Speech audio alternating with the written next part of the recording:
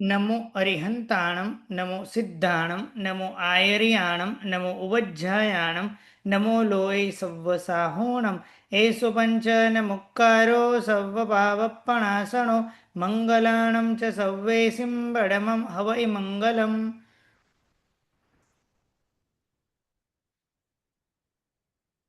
શ્રીમતી જ્ઞાનની તત્વભેદધિ પર્યાય કરી વ્યાખ્યાજી ચૌવ્ય દ્રવ્યાદિકને જાણે આદેશે કરી દાખ્યાજી માને વસ્તુ ધર્મ અનંતા નહીં અજ્ઞાન વિવક્ષાજી તે મતિ જ્ઞાનને વંદો પૂજો વિજય લક્ષ્મી ગુણકાંક્ષાજી. સરસ મજાની વાત થોયની અંદર કરી છે. શ્રીમતી જ્ઞાનની તત્વ ભેદ પર્યાય એ કરી વ્યાખ્યાજી. કોઈ પણ પદાર્થ છે એની વસ્તુની વિચારણા કરવી હોય તો તત્વ, ભેદ અને પર્યાય આ ત્રણથી એની વ્યાખ્યા, એનું વિવેચન કરો તો વસ્તુ આપણને સમજાય બરાબર. તો શ્રીમતી જ્ઞાનની તત્વ, મતિ જ્ઞાનની વ્યાખ્યા તો આપણને ખબર છે. તો તત્વ, તત્વ એટલે સ્વરૂપ. મતિ જ્ઞાન કેવા સ્વરૂપે છે? મતિ જ્ઞાન કેવા સ્વરૂપે છે? તો કે પાંચ ઇન્દ્રિય દ્વારા, પાંચ ઇન્દ્રિય અને મન દ્વારા થતો જે વિશેષ બોધ તેને કહેવાય મતિ જ્ઞાન. આ એનું સ્વરૂપ થયું. પૂછવામાં આવ્યું કે મતિ જ્ઞાનના ભેદ કેટલા? ભેદ એટલે એના પ્રકાર, પેટાભેદ કેટલા થાય? તો એ પેટાભેદોનું વર્ણન આગળ આવવાનું છે, એટલે હું તો અત્યારે કરતો નથી. મતિ જ્ઞાનના 2 ભેદ પણ થઈ શકે, મતિ જ્ઞાનના 4 ભેદ પણ થઈ શકે, મતિ જ્ઞાનના 28 ભેદ પણ થઈ શકે, મતિ જ્ઞાનના 32 ભેદ પણ થઈ શકે, મતિ જ્ઞાનના 336 ભેદ પણ થાય, મતિ જ્ઞાનના 340 ભેદ પણ થાય. એટલે ભેદ એટલે એના પેટાભેદ. પર્યાય એટલે મતિ જ્ઞાનનો કોઈ પર્યાયવાચી શબ્દો ખરા? તો કે હા, મતિ જ્ઞાન છે મનન પણ કહી શકાય, આભિની બૌદ્ધિક જ્ઞાન કહેવાય, એમાં અલગ અલગ અનેક નામથી એને કહી શકાય. આ રીતે વ્યાખ્યા પર્યાયે કરી વ્યાખ્યાજી એટલે કે એનું વ્યાખ્યાન કરેલું છે. ચૌવ્ય દ્રવ્યાદિકને જાણે આદેશે કરી દાખ્યાજી. મતિ જ્ઞાન જે છે એ મતિ જ્ઞાની આત્મા દ્રવ્ય, ક્ષેત્ર, કાળ, દ્રવ્ય, ક્ષેત્ર, કાળ અને ભાવથી પોતે જાણે. મતિ જ્ઞાની આત્મા દ્રવ્ય, ક્ષેત્ર, કાળ અને ભાવથી જાણે. ચલો હવે મને કોઈ કહેશે કે દ્રવ્યથી મતિ જ્ઞાની આત્મા કેટલું જાણે? હવે બધું પકડાશો કે કર્મગંધ કેવો પાકો કરેલો છે? હાજી. પ્રણામ ગુરુજી. દ્રવ્યથી એના થોડા પર્યાયોને જાણી શકે. મતિ જ્ઞાની આત્મા દ્રવ્યથી સર્વ દ્રવ્યને જાણે.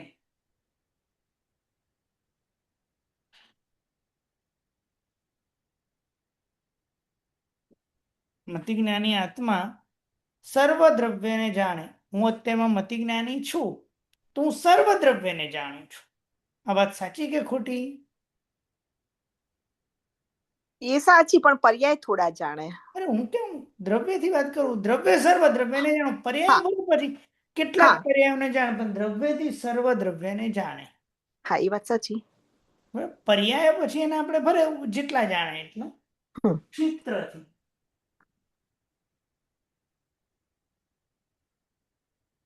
સર્વ ક્ષેત્રને જાણે.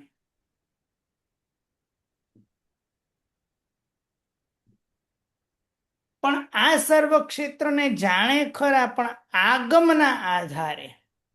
કારણ કે પોતાને સર્વ ક્ષેત્ર જોવાની પોતાની તાકાત સીધી નથી, ચક્ષુ દ્વારા જોઈ શકે, પણ એ પોતે આગમના સંસ્કારના આધારે આ 14 રાજલોક છે એની અંદર અસંખ્યાતા એવા દ્વીપ અને સમુદ્ર આવેલા છે. સાતરાજ ઉપર ગણાય, સામાન્યથી સાતરાજ નીચે ગણાય, એમ 14 રજ્જુ પ્રમાણે છે. અને અલોક જે છે એ અનંતા 14 રાજલોક પ્રમાણે એવો અલોક છે. એમ સર્વ ક્ષેત્રને જાણે છે કોના દ્વારા? મતિ જ્ઞાન દ્વારા અને આગમના સંસ્કારના આધારે. કાળથી સર્વ કાળને જાણે.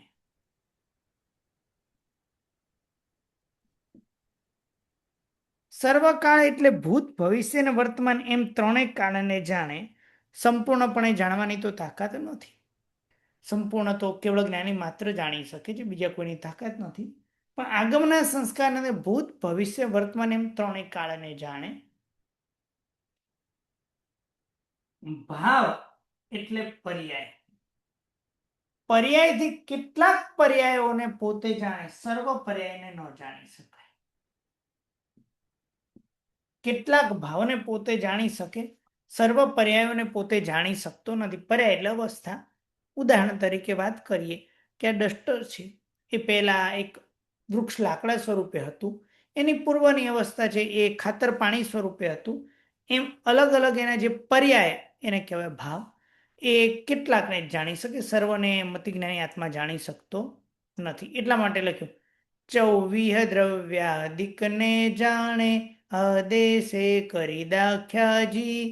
એટલે કે આદેશે, આદેશ એટલે આગમમાં, આગમમાં જે બતાવેલું છે એના આધારે ચારેય પ્રકારના દ્રવ્ય, ક્ષેત્ર, કાળ અને ભાવને જાણે. માને વસ્તુ ધર્મ અનંતા નહીં અજ્ઞાન વિવક્ષાજી. હવે એનો પ્રમાણ જે છે આ જગતમાં અનંતા ધર્મો છે. અનંતા ધર્મની અંદર એ પોતે જાણે તો કેટલું જાણે?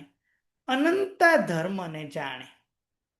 કોઈ પણ મતિજ્ઞાની આત્મા છે અને કેવળ જ્ઞાની આત્મા છે, બેને જાણવામાં કોઈ તફાવત ખરો?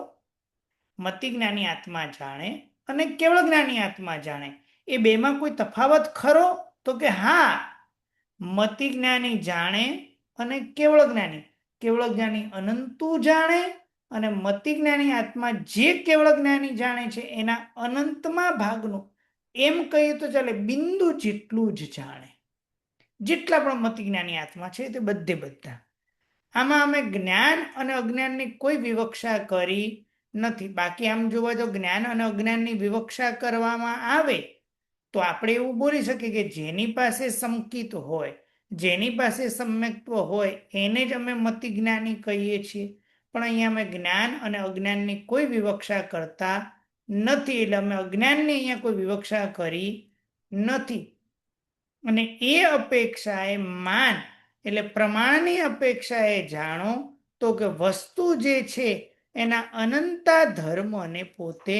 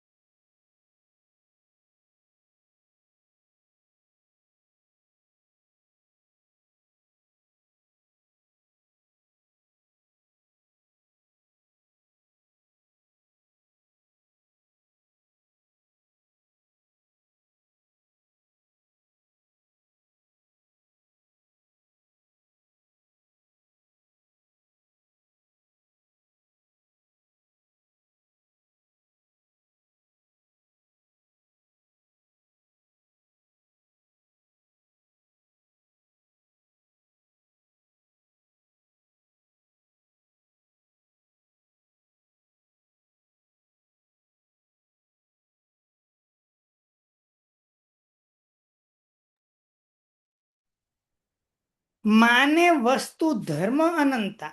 એટલે મેં કોઈ અજ્ઞાનની વિવક્ષા કરી નથી. અનંતા ધર્મને પોતે શું કરે તો કે જાણે છે. તે મતિજ્ઞાનને વંદો પૂજો. આવું જે સરસ મજાનું જે મતિજ્ઞાન છે એ મતિજ્ઞાનને તમે વંદન કરો, એની પૂજા કરો. પણ કયા વ્યક્તિએ કરવાની? વિજય લક્ષ્મી ગુણ કાંક્ષાસી. એટલે વિજયરૂપી જે લક્ષ્મી અને એ વિજયરૂપી લક્ષ્મી અને એ ગુણની જો તમને કાંક્ષા, ઈચ્છા હોય તો તમે મતિ જ્ઞાન અહીંયા આપણે સમ્યક જ્ઞાનરૂપી વિજયલક્ષ્મી, કેવળ જ્ઞાનરૂપી વિજયલક્ષ્મી, મોક્ષરૂપી વિજયલક્ષ્મી, એ ગુણની જો કાંક્ષા હોય, ઈચ્છા હોય, તો આવા પ્રકારના જે મતિ જ્ઞાનને તમે વંદો અને પૂજો. આ પ્રમાણે આપણે થોયનો અર્થ થાય છે. થોયના અર્થમાં કોઈની જિજ્ઞાસા હોય તો પ્રશ્ન પૂછી શકો છો, નહીં તો પછી આગળ આપણે દુહાના અર્થમાં જઈએ. હાજી રશ્મિબેન. સર માને વસ્તુ ધર્મ અનંતા એમ કીધું તો આપણે તો જો આપણને તેમ જ કહું છું કે જૈન ધર્મ જ આપણે માનીએ તો ત્યાં અનંતા ધર્મની વિવક્ષા કેમ માન કરી? માન એટલે પ્રમાણ. માન એટલે માનવું અર્થમાં નથી. માન એટલે કેટલા પ્રમાણમાં જીવ પોતે જાણે છે. તો કે જીવ જે છે એ વસ્તુના અનંતમો ભાગ છે એ ભાગે પોતે જાણે છે. માન એટલે પ્રમાણ. કેટલું માન, કેટલું પ્રમાણ? તો જે કેવળ જ્ઞાની જાણે છે એની અપેક્ષાએ અનંતમો ભાગ. અચ્છા, અનંત ધર્મ કેવી રીતે લેવાનું? અવાજ કપાય છે અનંત રશ્મિબેન. થોડું જાણે. અનંતમો ભાગ ઓકે, છે એ અનંતમો ભાગ પોતે જાણે છે. માન એટલે પ્રમાણ. પ્રમાણમાં કેટલું જાણે છે?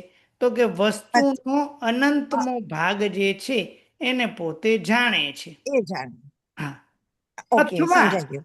એક અર્થ આ અર્થથી આપણે વિચારણા કરી શકીએ છીએ. બરોબર. હા સાહેબ, હમ. એ જ વસ્તુ હતી જે રશ્મિબેન વાત કરતા હતા ને, માને વસ્તુ ધર્મ અનંતા નહીં અજ્ઞાન વિવક્ષા. એટલે આમાં શું અજ્ઞાન, તમે અજ્ઞાની હો એની વાત કરે છે? ના, અજ્ઞાની હો ને, અહીંયા જે સામાન્યથી મતિજ્ઞાની આત્મા કેટલું જાણે, તો એવો પ્રશ્ન પૂછવામાં આવે તો મતિજ્ઞાની કોને કહેવાય? એમ સામાન્યથી બે અર્થ કરીએ છીએ કે મતિજ્ઞાની એટલે શું? સામાન્યથી સર્વ જીવો પાસે મતિજ્ઞાન હોય છે. એવું આપણે જે પંક્તિ બોલીએ છીએ એમાં અમે જ્ઞાન અને અજ્ઞાનની કોઈ વિવક્ષા કરી નથી. બાકી આમ મતિજ્ઞાન એક અપેક્ષા એવું પણ કહી શકીએ જેની પાસે સમ્યક્ત્વ હોય, જેની પાસે સમ્યક્ત્વ હોય એને મતિજ્ઞાની કહેવાય. પણ અમે અહીંયા એ વિવક્ષા કરી નથી. ઓકે, બરાબર છે. હા, એક મિનિટ. સમ્યક્ત્વ હોય તેને જ્ઞાની કહેવાય, બરાબર? હા હા, જ્ઞાની સમ્યક્ત્વ કહેવાય. હોય તો એને મતિ જ્ઞાની, શ્રુત જ્ઞાની કહેવાય. બાકી તો અજ્ઞાની જ છે. પણ અમે જ્ઞાન અજ્ઞાનની કોઈ અમે વિવક્ષા કરી નથી. ના, જો તમને વિજયરૂપી લક્ષ્મી ગુણની કાંક્ષા જો તમને ઈચ્છા હોય તો મતિ જ્ઞાનને તમે વંદન કરો અને એની પૂજા કરો.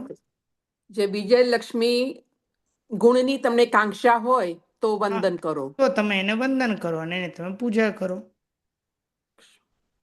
બરાબર છે. પ્રવીણભાઈ. ઓકે.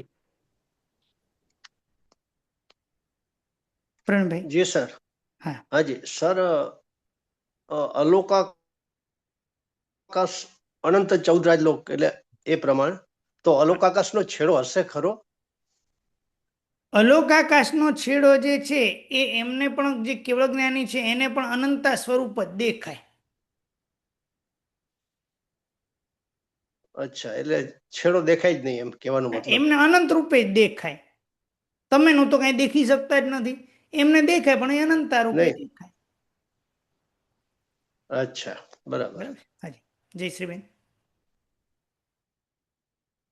પ્રણામ. તમે જે કીધું ને કે માને વસ્તુ ધર્મ અનંત, તો એ અનંતમો ભાગ કેવી રીતે પકડવાનો? એનો મિનિંગ અનંતમો ભાગ થાય એટલે માન પ્રમાણ કેટલું? તો કે વસ્તુનો અનંતમો ભાગને પોતે જાણે. અનંતા ધર્મ એટલે અનંતમાં ધર્મને પોતે જાણે, બધું ન જાણી શકે. ઓકે, એટલે અનંતાનો મિનિંગ અનંતમો ભાગ જ પકડવાનો. હા, તો એ અર્થ બેસે છે. ઓકે, હા. પ્રણામ. પ્રણામ. દર્શનાબેન. પ્રણામ સર. પ્રણામ.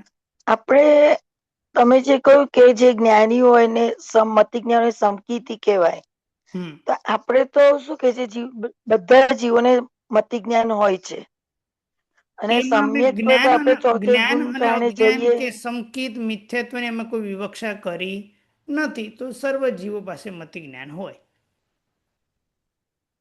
સર્વ જીવો સમકીત કેવળ તો કહો જ્ઞાની ને, નહીં પકડવાના સમકીર્તિ પછી. આત્મા. હાજી દર્શનાબેન. પારુલબેન. પ્રણામ ગુરુજી. ચૌવિહ દ્રવ્યાદિક એટલે આપે જે આ દ્રવ્ય ક્ષેત્ર કાળ ભાવ કહ્યું એ જ વાત કરી હા, ને. એ જ ચાર, એ ચાર. અને આદેશ એમાં આપણે આદેશ એટલે આગમ કીધું. શાસ્ત્ર શાસ્ત્ર. આગમ. આગમ. જી ધન્યવાદ ગુરુજી, પ્રણામ. હવે આપણે પીઠિકાના દુહાની વિચારણા કરીએ. મતિ જ્ઞાનના 28 ભેદ છે. એ 28 ભેદની અંદર આપણે આ દુહો તો આપણે બધાને ખ્યાલ છે, સમકિત શ્રદ્ધાવંતને, એવા આપણે 28 ખમાસમણ આવશે, એના દુહાની આપણે વિચારણા કરીએ છીએ. શ્રી શ્રુતદેવી ભગવતી જે બ્રાહ્મી લિપિ રૂપ, પ્રણમે જે હને ગોયમાં હું વંદુ સુખરૂપ. જ્ઞેય અનંત જ્ઞાનના ભેદ અનેક વિલાસ, તેમાં 51 કહો આત્મ ધર્મ પ્રકાશ. ખમા સમણ એક એકથી સ્તવ્યે જ્ઞાન ગુણ એક, એમ 51 દીજીએ ખમા સમણ સુવિવેક. શ્રી શ્રુતદેવી ભગવતી, જે શ્રુતની દેવી છે, જે ભગવતી છે, કેવી, કોણ, તો કે જે બ્રાહ્મી લિપિ રૂપ. આપણે બ્રાહ્મી લિપિ છે, જે લખાય તે લિપિ, એમાં જે બ્રાહ્મી લિપિ, આદિનાથ પ્રભુ જે હતા એમને લિપિનું જ્ઞાન શીખવાડ્યું. બ્રાહ્મી અને સુંદરીજી હતા, એમને લિપિનું જ્ઞાન આપેલું છે. અને એ લિપિનું જે જ્ઞાન જે છે, લખાય તે લિપિ, લિપિ જે છે કાળક્રમે બદલાતી જાય. જેમ આપણે ક, ખ, ગ વગેરે જે અક્ષરો છે એ કાળક્રમે બદલાતા ગયા છે. એમાં થોડું અપગ્રેડેશન થોડું થોડું આવ્યા કરે અને કાળક્રમે બદલાય અને અક્ષરોનું એક રચના નવી તૈયાર થાય. તો એ પ્રમાણે આખી આ રચના થઈ. તો જે બ્રાહ્મી લિપિ, સરસ્વતી દેવી કેવી છે, શ્રુત દેવી કેવી છે, જે બ્રાહ્મી લિપિ સ્વરૂપ છે. અને એ બ્રાહ્મી લિપિ સ્વરૂપ જે છે તે ભગવતીને પ્રણમે જે હને ગોયમાં, ગોયમ એટલે ગૌતમ સ્વામી, પણ જે બ્રાહ્મી લિપિ સ્વરૂપ જે શ્રુત દેવી છે એને ગૌતમ સ્વામી પણ નમસ્કાર કરે છે. જે આટલા ચાર જ્ઞાનના ધણી એવા ગૌતમ સ્વામી મહારાજા પણ જો એને વંદન કરતા હોય, તો મારા જેવો તો અજ્ઞાની જીવડો હું વંદુ સુખરૂપ, હું સુખેથી આનંદપૂર્વક પ્રમોદપૂર્વક હું પણ તેને શું કરું છું, તો કે વંદન કરું છું. જ્ઞેય અનંત જ્ઞાનના ભેદ અનેક વિલાસ, તેમાં 51 કહું આત્મ ધર્મ પ્રકાશ. જ્ઞેય અનંતે, જાણવા યોગ્ય જ્ઞાન એ અનંતું છે. કારણ કે જ્ઞાન જે છે એમ તો જ્ઞાનના 5 ભેદ કહીએ, કાં તો મતિ જ્ઞાનના 2 ભેદ, 4 ભેદ, 28, 32, 336, 334, આ જે કહીએ એ બધા એક અપેક્ષાએ છે. બાકી જ્ઞેય દ્રવ્ય અનંતા છે, એટલે જ્ઞાન પણ અનંતું છે. દાખલા કે જાણવા યોગ્ય પદાર્થ શું, કે ડસ્ટર, બોર્ડ, ઇંક, એનું સ્ટેન્ડ, એની પેન, આ માઉસ, આવા દ્રવ્ય કેટલા છે, તો કે અનંતા દ્રવ્ય છે. તો જ્ઞાનના ભેદ પણ કેટલા થાય, અનંતું. કારણ કે આ પેનને જણાવનારું જ્ઞાન, આ ડસ્ટરને જણાવનારું જ્ઞાન, આ ક્લિપને જણાવનારું જ્ઞાન, એ બધા જ્ઞાન અલગ અલગ થયા. અને જ્ઞાન બધાના જ્ઞેય વસ્તુ અનંતી છે, એટલે જ્ઞાન પણ કેટલું થયું, અનંતું જ્ઞાન થયું. એટલે જ્ઞેય અનંતે શું છે, જ્ઞેય અનંતે, જ્ઞેય તો અનંત છે જ્ઞાનના. હવે જ્ઞેય વસ્તુ અનંત છે તો જ્ઞાનના ભેદ પણ કેટલા થાય, અનેક. અને એ વિલાસ એટલે વિલસે છે, એટલે વિલાસ પામી રહ્યા છે કે જ્ઞાન અનંતું છે, એટલા માટે જ્ઞાનના ભેદ અનેક થાય છે. તો હું તો હવે કંઈ અનંતા ભેદોને હું કહેવાનો નથી, હું તો કયા કહીશ, 51ની વાત કરીશ. તેમાં 51 કહું આત્મ ધર્મ પ્રકાશ. એની અંદર 51 ભેદને હું કહું છું, બાકી એના અનેક ઘણા ભેદો છે, પણ હું એ ભેદો કહીશ નહીં, હું તો માત્ર 51 ભેદ જે છે એને જ હું કહીશ. જે 51 ભેદ કેવા છે? આત્મ ધર્મ પ્રકાશ. જે આત્માના ધર્મ છે એ ધર્મને પ્રકાશ કરનારા એવા 51 ભેદને હું કહીશ. જ્ઞેય જ્ઞેય કેટલું છે? અનંતું છે.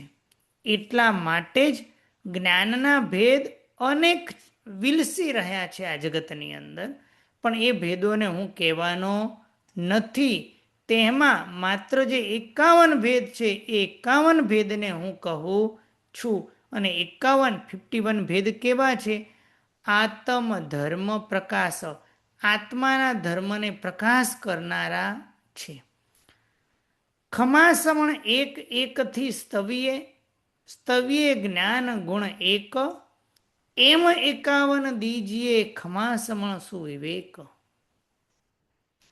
ખમાસમણ એક ખમાસમણથી સ્તવીએ જ્ઞાન ગુણ એક. અમે 51 ખમાસમણ દેશું.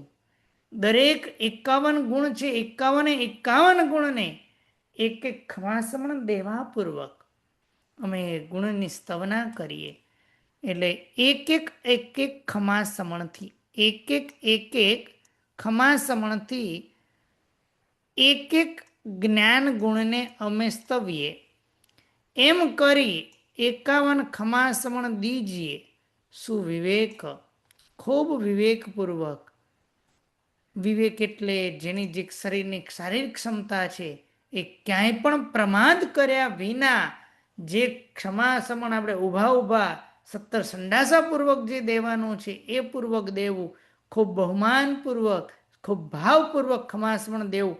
આ વિવેકને ક્યાંય ચૂકવો નહીં. ખમાસમણ દેતા આજુબાજુવાળા કોઈ ડિસ્ટર્બ ન થાય, કે આપણો અવાજ ઊંચો ન થઈ જાય, નીચો ન થઈ જાય, એ બધું ધ્યાન રાખી વિવેકપૂર્વક આપણે શું કરવાનું છે? તો કે ખમાસમણ દેવાનું છે.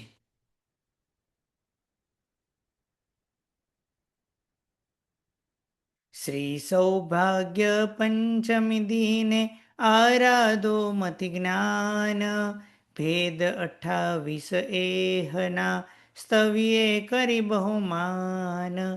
ઇન્દ્રિય વસ્તુ પોગલા મેલવે અવતવનાણ, લોચન મન વીણુ અક્ષતે વ્યંજના વગ્ર જાણ.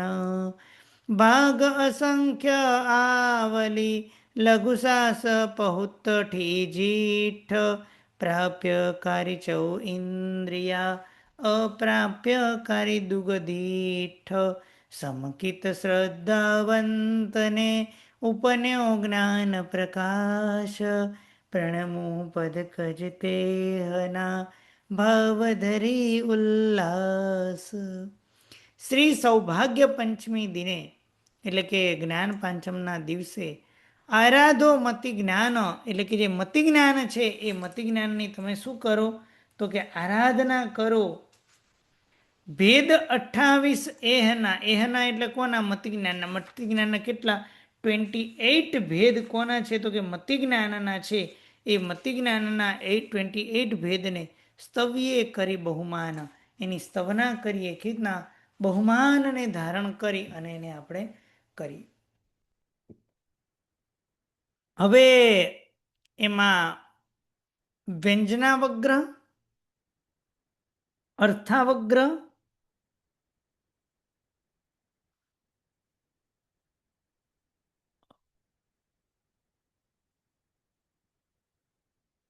અક્ષર તે લખીને જે અક્ષર ને કરજો. ઇન્દ્રિય વસ્તુ પૂદગલ, એટલે કે વસ્તુ અને ઇન્દ્રિય એનું જોડાણ થાય અને એકદમ અસ્પષ્ટ બોધ, તેને કહેવાય વ્યંજનાવગ્રહ. કર્મગ્રંથ આપણે ભણતા હતા ત્યારે વ્યાખ્યા આપણે આવી કરી હતી કે વિષય અને ઇન્દ્રિયનો સન્નિકર્ષ જોડાણ, તેને વ્યંજનાવગ્રહ કહેવાય. અને પછી અર્થાવગ્રહ એટલે આ કાંઈક છે, આ કાંઈક છે એવો બોધ થાય ત્યાં સુધીનો જે ટાઈમ, એટલે એકદમ અવ્યક્ત જ્ઞાન અને આ કાંઈક છે એ બે જ્ઞાન એક વચ્ચેનો જે કાળ છે ને એ આખે આખો શું છે? વ્યંજનાવગ્રહ છે. એટલા માટે કરીને અહીંયા લખે છે ઇન્દ્રિય અને વસ્તુ સ્વરૂપ જે પૂતગલ, વસ્તુ કે પૂતગલ કાં તો વસ્તુનું જે પૂતગલ, વસ્તુ એ જ પૂતગલ કાં તો વસ્તુના પૂતગલો, વસ્તુ એટલે પદાર્થના પૂતગલો, એટલે ઇન્દ્રિય અને પૂતગલ એ મેળવે, મળવે અથવા મેળવે, એ બંને મળે અને જે અવત્તવ એટલે અવ્યક્ત જે સ્પષ્ટ નથી, આ કંઈક છે એવું નથી, હજુ અસ્પષ્ટ એવું નાણ એટલે જ્ઞાન, તેને શું કહેવાય? વ્યંજનાવગ્રહ કહેવાય. હવે પૂછવામાં આવે કે વ્યંજનાવગ્રહ કોનો કોનો થાય?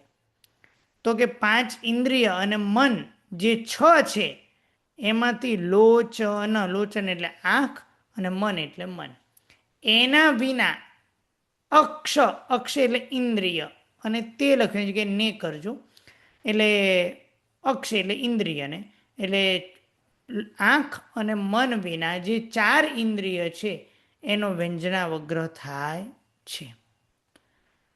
હવે આ વ્યંજનાવગ્રહ કેટલો ટાઈમ સુધી ચાલે? તો કે ભાગ અસંખ્ય આવલી લઘુ સાસપુહુત જીઠ્ઠ પ્રાપ્યકારી ચૌ ઇન્દ્રિયા અપ્રાપ્યકારી દુગદિઠ્ઠ. એટલે કે વ્યંજનાવગ્રહ ચાલે તો ઓછામાં ઓછો કેટલો? તો કે એક આવલિકા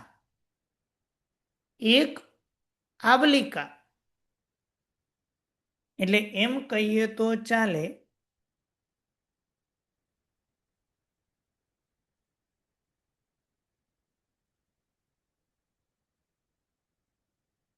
એક સેકન્ડની અંદર 5825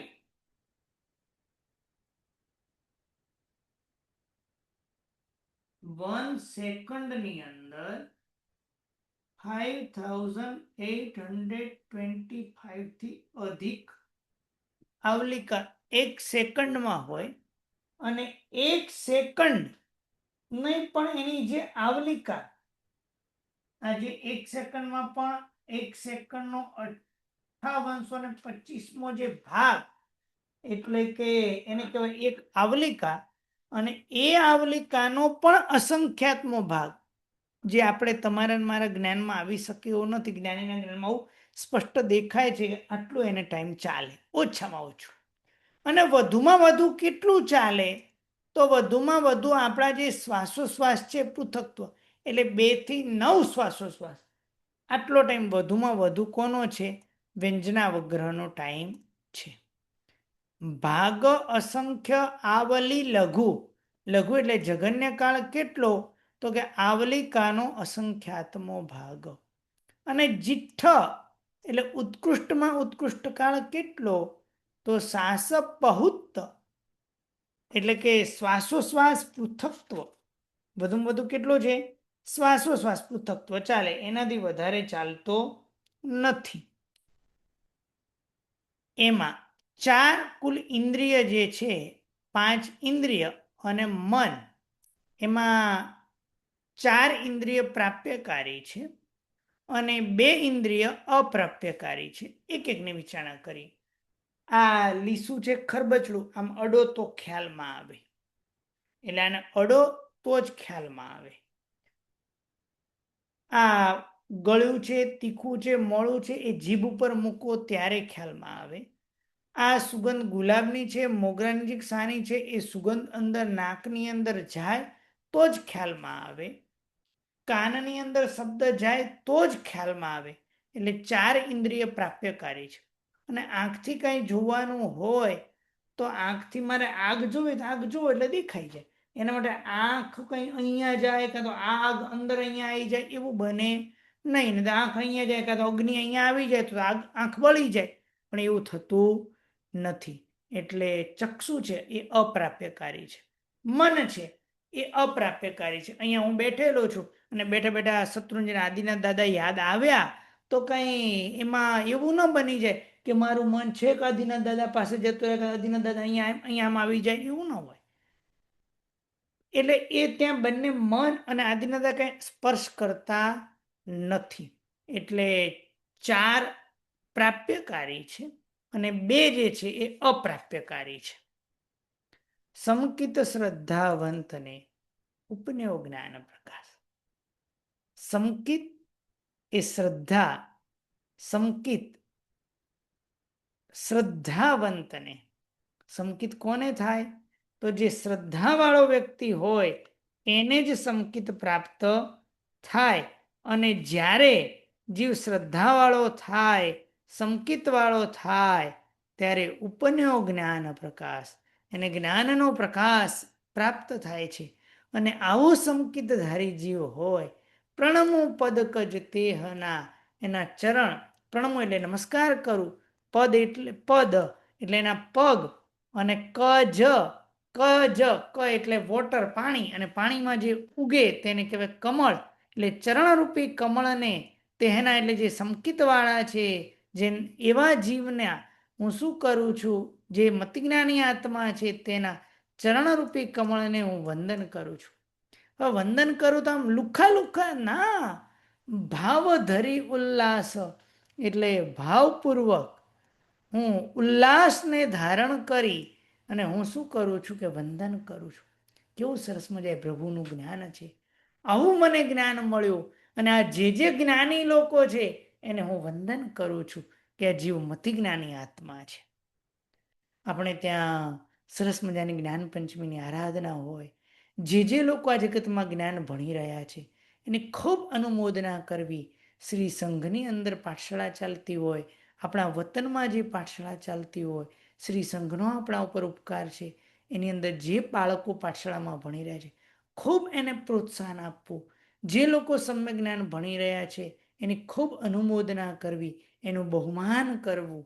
અને આવા સમકિત શ્રદ્ધાવંત જીવો છે એ જીવોને તેના ચરણરૂપી કમળને હું ખૂબ ભાવપૂર્વક ઉલ્લાસને ધારણ કરી અને તેના ચરણરૂપી કમળને હું પ્રણમું છું. આ પ્રમાણે પીઠિકાના 6 અને 1 એમ 28 દુહામાંના એક દુહો આપણે થયો. હજુ 27 બાકી છે. આ એક દુહામાં કોઈને કંઈ જિજ્ઞાસા પ્રશ્ન હોય તો પૂછી શકો છો, નહીં તો પછી આપણે આગળ. હાજી પારુલબેન. પ્રણામ ગુરુજી. જ્ઞેય એટલે જાણવા યોગ્ય. હા. તો હવે જાણવા યોગ્યના અનંત ભેદ છે, તેથી કરીને જ્ઞાનના અનેક ભેદ એ સમજાવ્યું નહીં ગુરુજી. હા, કારણ કે આ શું છે? માર્કર છે. હા, આ માર્કર પેન છે. આ શું છે? ક્લિપ છે. હા, ક્લિપ લાગે છે. હા, ક્લિપ. એટલે તમને પેનનું જ્ઞાન થયું એટલે એક જ્ઞાન થયું, તમને ક્લિપનું જ્ઞાન થયું એટલે બીજું જ્ઞાન થયું. ઓકે. આ શું છે? ડસ્ટર છે. એટલે બધાનું જ્ઞાન અલગ અલગ, એમ એવી હા, રીતે. તો બધાનું જ્ઞાન અલગ અલગ એટલે હવે જ્ઞાન એટલે એવી રીતે ભેદ. એટલે જ્ઞેય વસ્તુ અનંતી છે એટલે જ્ઞાન પણ કેટલું થયું? અનંત. ઓકે, એ રીતે. ધન્યવાદ ગુરુજી. પ્રણામ. તૃપ્તિબેન.